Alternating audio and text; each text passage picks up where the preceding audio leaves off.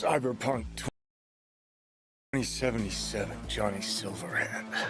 I've had the opportunity to do voiceover a few times. I'd worked on a cartoon. I had done some documentaries. I'd never done this much. You know you don't gotta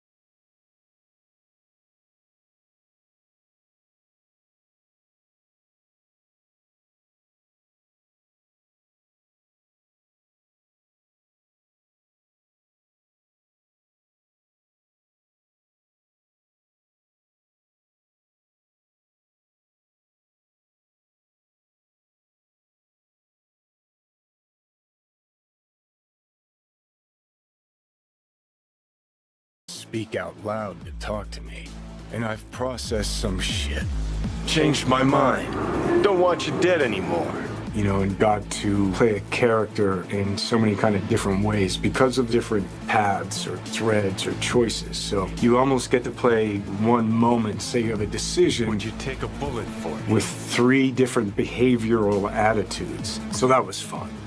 You know, Johnny's either a dick, or he's happy, or he's trying to convince. Know why? Because you've always been a fucking pussy, Carrie. So it's been fun, and that was kind of what I was interested in. You know, the different options that the game could play. You know, playing the same person, but with different versions of them. Motion capture, baby. Johnny Silverhand. So one of the first elements that I was involved in, and I've processed some shit. Changed my mind. Don't want you dead anymore. You know, and got to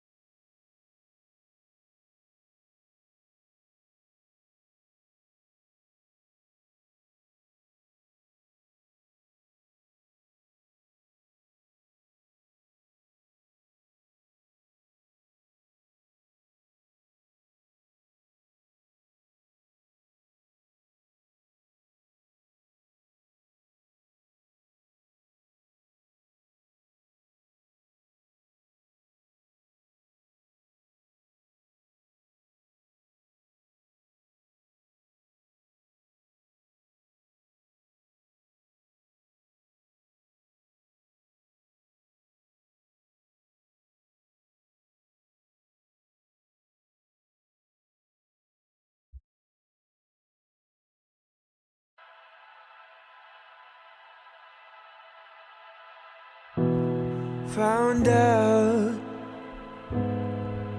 treasures are always lost, pleasures and rage come back. I'm watching you. Be careful with your moves tonight. I think the time is right.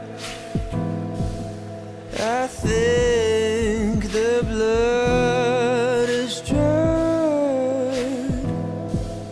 It cries for more. So what are we waiting for?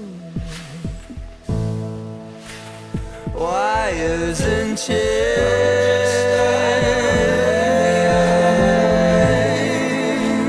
starting to fade.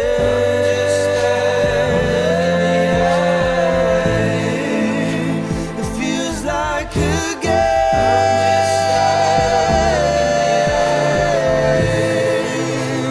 you have to play.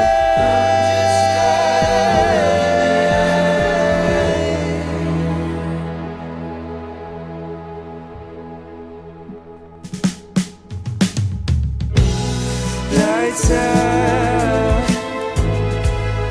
Is this who you really are? Can't look into your eyes. Your twisted mind. It's dark, so we end it now. It ends right here, right now. Please tell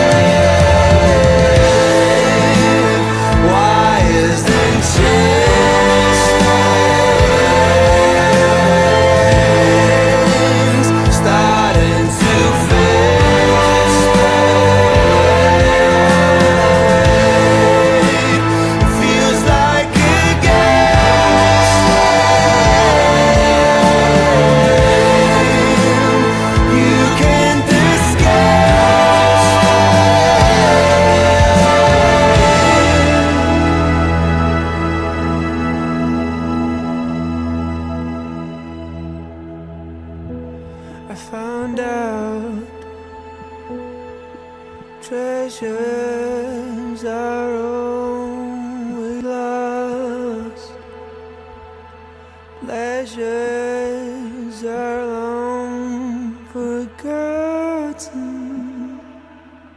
Who are you now?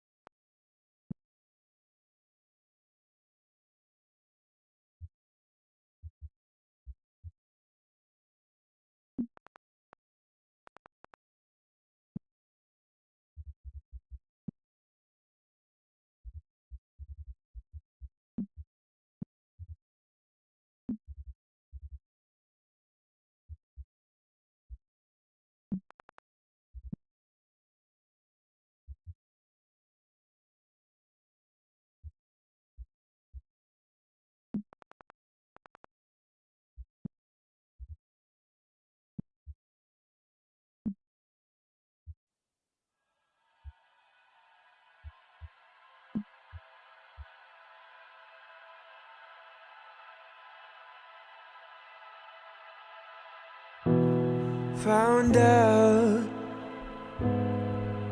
treasures are always lost. Pleasures and rage come back. I'm watching you. Be careful with your moves tonight.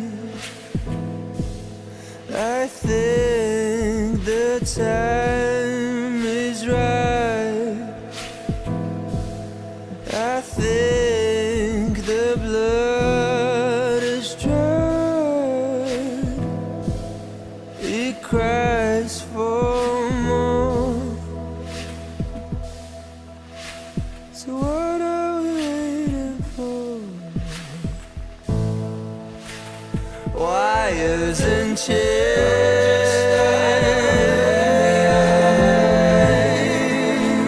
starting to fade.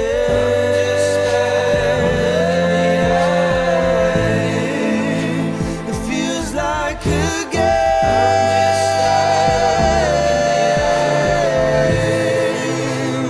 you have to play.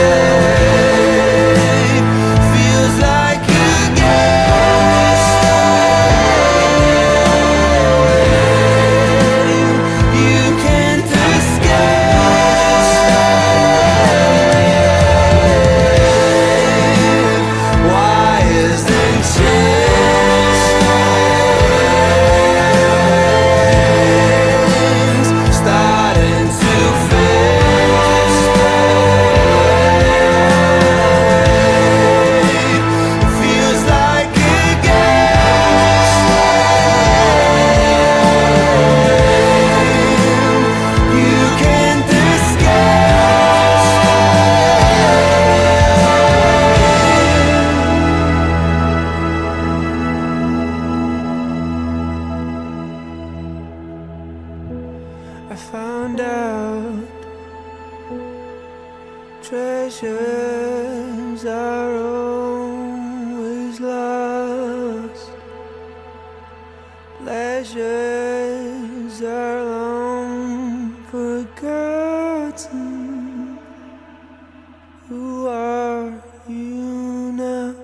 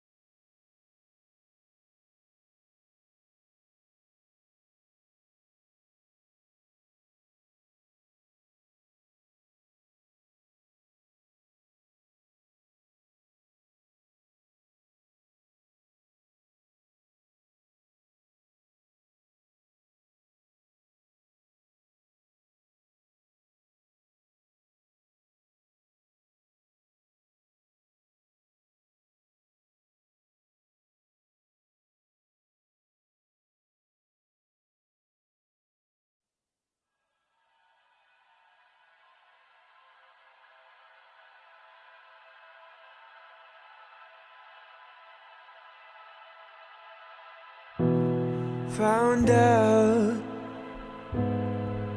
treasures are always lost.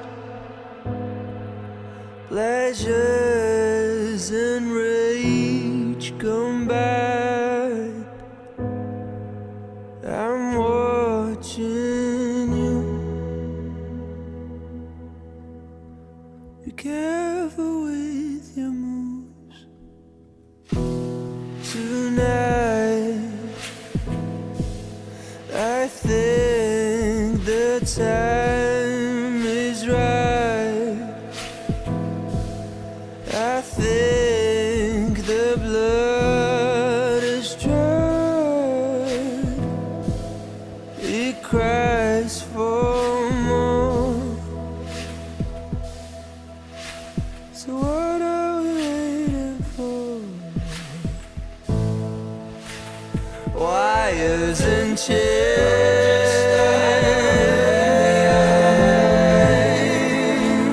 starting to fade.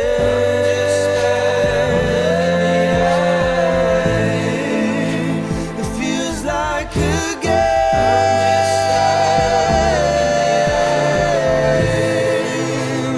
you have to play.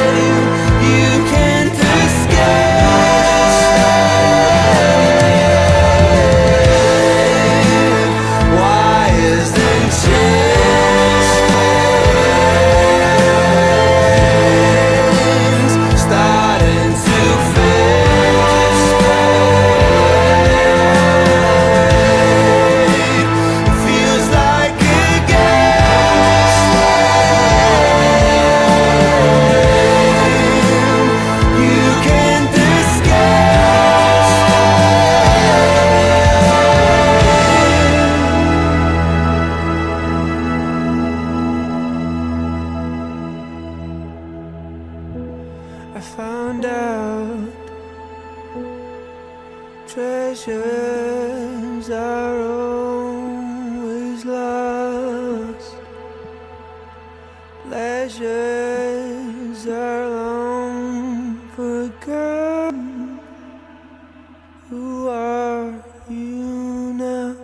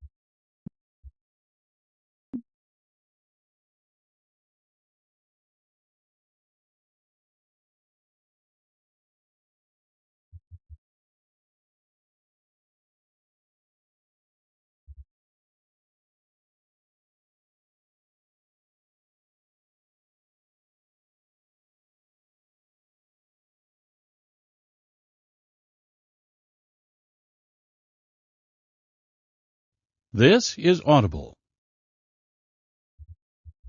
Audiobook Empire presents A Cyberpunk Saga, Books 1 through 3, by Matthew A. Goodwin, performed by Zachary Johnson. Book 1, Into Neon. Part 1. Chapter 1. Light crept up the walls as the sun peaked, an orange hue over a calm sea appearing on all 6 sides of the room. Billions of pixels fired to life simultaneously.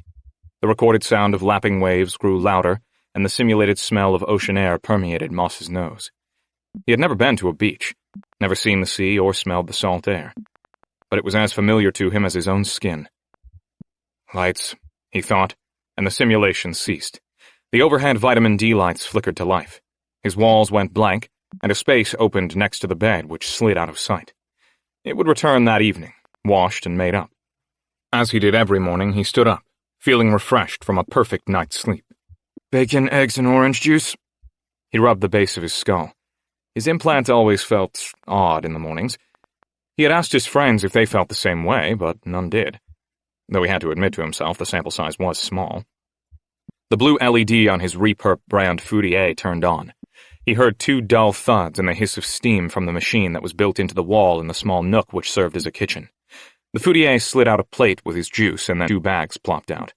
He took the plate, but was careful to give the bags time to cool. Wake up, world. The wall in front of him displayed the emblem of his favorite morning show before fading to the friendly face of Marisol May. Every morning, Moss wondered at what time she must have to wake up in order to be on no matter when he tuned in. He was curious about what she was like, if she was as chipper off-camera as she was on. Did she drink juice in the morning? Milk? Coffee? Did she bring treats for the crew on their birthdays? These thoughts floated about his mind as he watched the screen.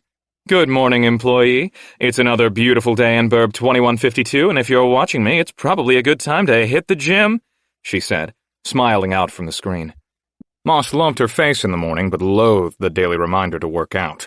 Exercise was mandated by Thuderco, and while one was allowed to do it in the comfort of their own hex, it was monetarily incentivized to go to the floor's gym. In local news, a severe storm hit BA City overnight, but here in the burbs, we were unaffected. The storm warning systems worked to perfection and kept all employees safe and secure. In other news, 2152's very own Johnny Mukazi made it to the semifinals of Burbs Has Skills with his magic cards. I know I'll be rooting for Johnny tonight, will you? She asked into the camera, and Moss knew he would be. He loved the show and always watched virtually from the audience after work. If he is eliminated, though, be sure to catch the new season premiering next week, Marisol continued. She kept talking as Moss ate and slid his dirty plate onto the waiting tray before it glided into the wall. He stood to get ready for the day ahead. He did not enjoy the gym, but it was the only time in the day when he was guaranteed to see his friends, and that was the thing that made it worthwhile. He arched his back before stepping over to his wardrobe. "Dormidos?" The door to the wardrobe hissed open as 3 metal arms unfolded from the ceiling. Moss raised his hands, and the arms removed the white linen shirt from his torso before sliding off the white linen pants. He stepped out of the pants, and the arms dropped them into a chute in the wardrobe for laundering. The arms then slipped on his Dermidos athletiskin and sealed him in. It shimmered and buzzed as it read his vital signs and performed a health scan. His health and employment statistics appeared on the screen next to Marisol May. Thudoco employee 0618730, days 7,035, weight 77.14 kilograms, productivity points 7,860 out of 10,000. He left his hex and stepped into the hallway. Fluorescent light filled the space with oppressive brightness, and it smelled like freshly opened plastic wrap. He walked down the long white hall for what seemed to be an endless time, passing door after unadorned door. The space was silent except for his light footfall on the carpeted ground, and the occasional screen projected on the wall where Marisol continued to speak. Eventually, he entered the common space where small tables were surrounded by comfy chairs. A bank of elevators sat on the far side, where, looking down into the open center of the burb, more hallways split in many directions and had lighted signs above. Employees were chatting, drinking coffee, and watching television in the little area, but Moss walked past without saying a word to anyone. He followed one hallway toward the gym, smelling it before the doors even came into view, cleaning solution and sweat filling his nostrils. As he entered, he was greeted by the backs of several men pretending to stretch or limber up before stepping onto the machinery. He knew why, and as he pushed through the throng, he saw them. The Butler sisters were side by side on stair machines, stepping up and down in unison as the men leered. Twins in their young 20s, the sisters were as famous for their beauty as they were for their parties. Moss had never spoken to the sisters, much less attended one of their parties, but they were the stuff of legend. Moss paused a moment, watching the girls sway on their matching Dermidos second skins. Some of the men were staring so intently Moss knew they were utilizing ocular implants to film the girls. As much as he enjoyed watching, the idea of saving it put him ill at ease, and he began to make his way beyond the group. "Moss!" he heard, and snapped back to reality. He turned to see Gibbs and Izzy on treadmills on the other side of the gym. They were both trotting at a slow pace, just enough to qualify for their daily incentive. He approached, and Izzy wrinkled her nose at him. This was the sign they had developed as children to indicate something was up. Moss knew her warning meant Gibbs was in a mood. "Moss, we missed you last night!" Gibbs barked as he jiggled on his treadmill. His face was flushed, covered in a sheen of sweat. "Don't tell me you stayed home and watched Skills when you could have been out with us!" Moss hung his head in mock apology, admitting, "I stayed home and watched Skills." "Stupid!" Gibbs admonished.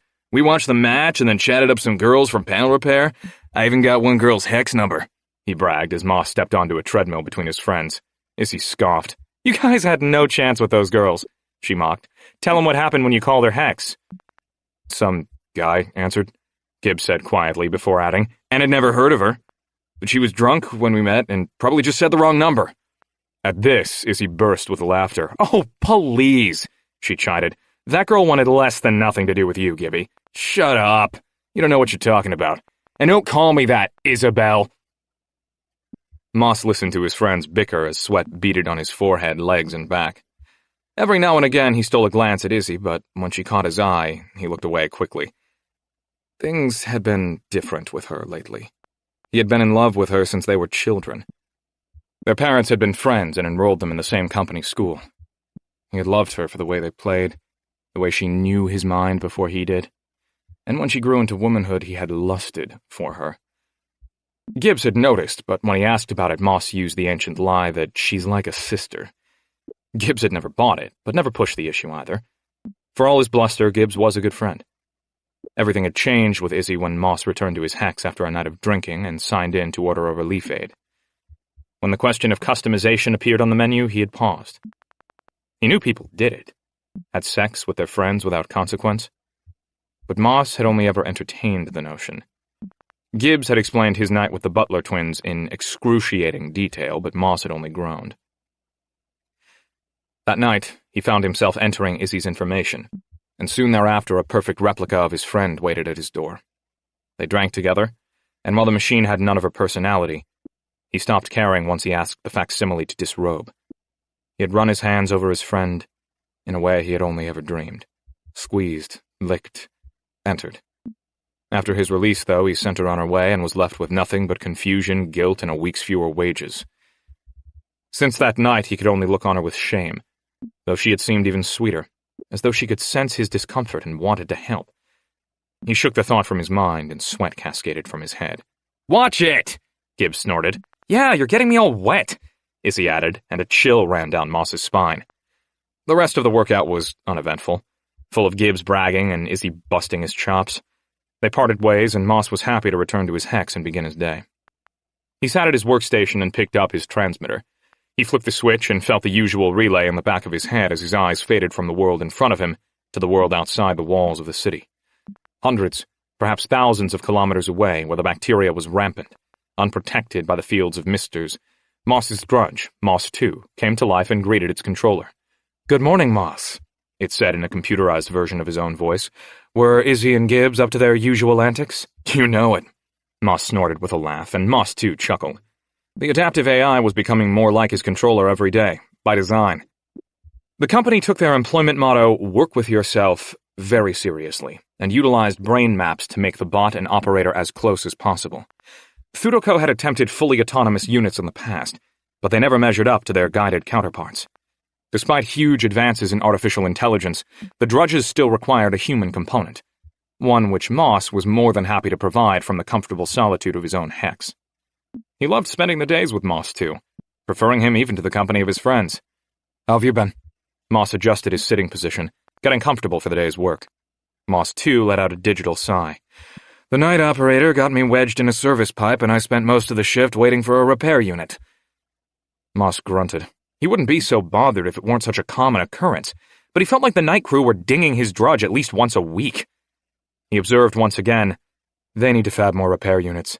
They also need to fab more drudges in general," Moss 2 added with disgust lacing his voice, a near-perfect mirror of how Moss would say it. "Seriously, they shouldn't be dividing you guys between operators. I'm so sick of night shift denting you," he griped. "Drudges are a scarce resource imported from another city at great cost to Thudoco," he said the company line. Moss hated it when corporate programming overrode the AI. I know, Moss groaned. "I just wish I didn't have to share you is all." "Employees who reach promotion level 3 receive exclusive use of a bot, and at promotion level 5 the right to customize their unit," Moss 2 reminded him, as though it was the first time. "Yeah, thanks, 2, Moss moaned, fully aware of company policy. As he did every day, he regretted naming his bot Moss 2. He had been so young when he began work, and when he had been given the chance to name his drudge, he gave him the first name which came to mind. As employees were not given a chance to rename them until level 3, he had been stuck with this name for years.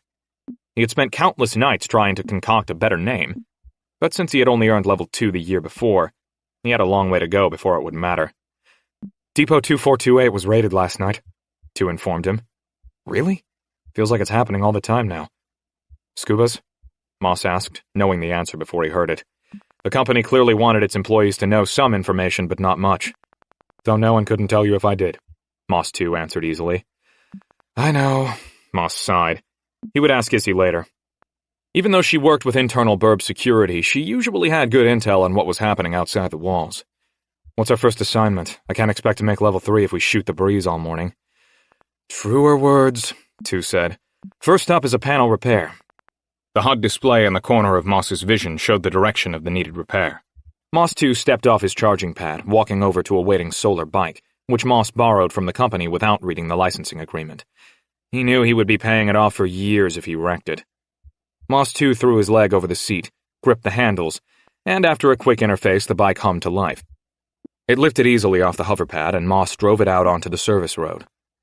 What used to be an asphalt motorway had now fallen into disrepair and was cracked and broken where it hadn't been reduced to rubble.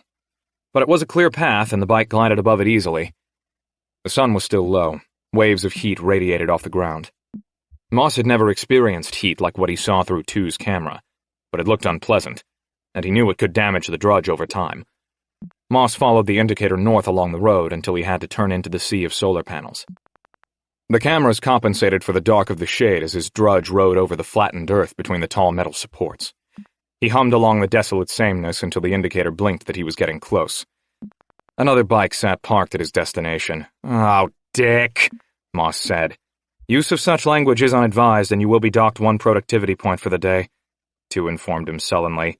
"I know," Moss groaned, holding his mind's tongue from further expletives. He parked next to the iridescent blue bike with painted red and yellow flames rising from the levitt engine at its base. Ira had beaten him to another work order, and while the practice was frowned upon by fellow engineers, it was allowed. It infuriated the employees to no end, though they all understood that the company wanted to encourage the competition. More work got done if every employee was in constant risk of having someone else complete their job. People like Ira may have been loathed by their coworkers, but the company loved them. Ira's drudge jumped down from the panel with an unnecessary flourish as "Work Order Complete" flashed on Moss's display. "You have to get up earlier than that to beat me," said an automated voice from Ira's drudge. The sound was unnaturally computerized, as the company had never quite perfected neural voice output. "You know that was my WO, Ira," the same computerized voice said from Tu's speaker. It didn't properly convey the anger and jealousy he felt. Ira's drudge was painted in the same blue and yellow as his bike, and Moss loathed how cool he thought it looked. "Whatever, lame name. You know I'm called Osiris out here," the drudge said, and Moss could hear the condescension even if it wasn't relayed. The dig at his drudge's name landed hard, and he moved Moss too fast toward Osiris. "Your planned course of action is a violation of corporate policy and shall not be enacted," Moss heard in his mind's ear as Tu ground to a halt. Laughter emitted from Osiris's speaker. It was an unnatural sound which always sent a chill down Moss's spine. "Listen, friend," Osiris said as he strode toward Tu with his metal head held high and an arm outstretched. "You're young. If you want to make it out here, you must do some things which piss people off. You want to be a saint, have fun staying level 2 forever. I'm level 6. I got a sweet paint job for my drudge, own my own company bike, and have a 3-story hex. You think I care if I annoy you? You think it matters to me that Jenny screams at me because she can't complete an order as fast as me, or that Bert lectures me about ethics? No.